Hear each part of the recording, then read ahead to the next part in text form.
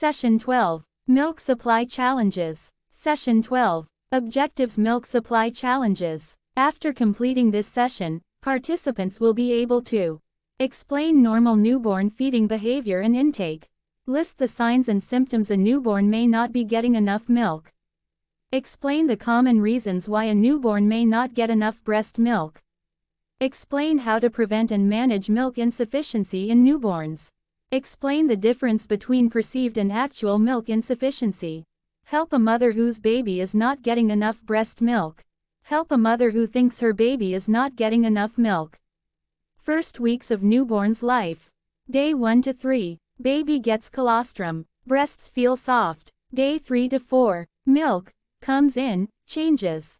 Volume produced increases. Breasts feel full. Day 6 to 7. Baby loses weight. Fluid and glucose needs covered by extra in infant's body from before birth. Once breastfeeding established, weight increases. Day 10 to 14. Infant regains birth weight. Newborn stomach size and volume. Day 1. 5 to 7 ml. Day 2. 22 to 27 ml.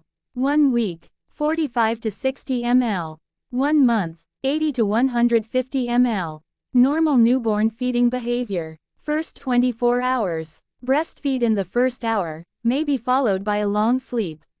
Breastfeed then 5 to 12 times in the first 24 hours. Babies vary and can depend on skin to skin and rooming in. Day 2 to 3. Frequency often increases to 10 to 12 times, still variable. After day 3, milk comes in, changes.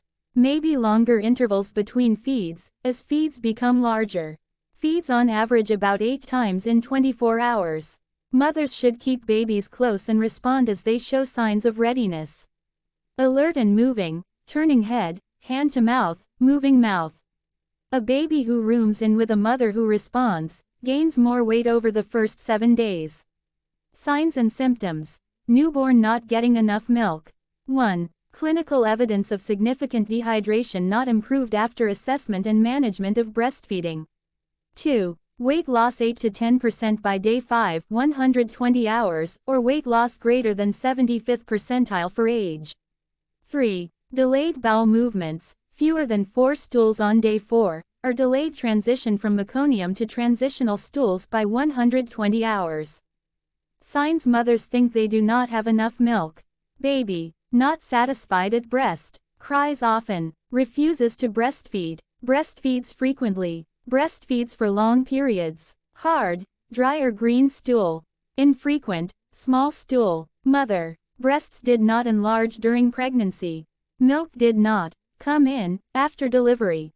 No milk comes with expression. Common causes. Insufficient milk in first weeks. Delay initiating breastfeeding. None or little skin-to-skin contact.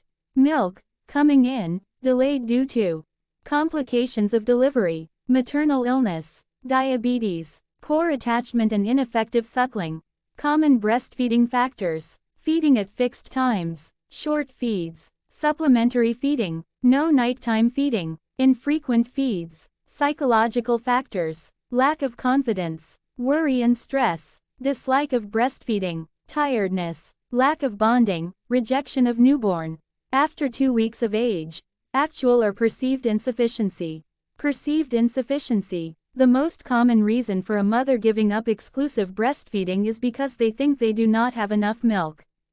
Almost all mothers are able to produce as much milk as their baby needs. Often there is an issue in the interaction between mother and infant. How many mothers could continue breastfeeding if they had skilled support and help? Actual insufficiency. In some cases, the mother does have a supply issue.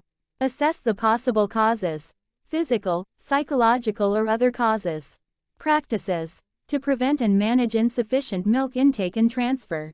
Early skin-to-skin contact at delivery and initiation of breastfeeding as soon as possible.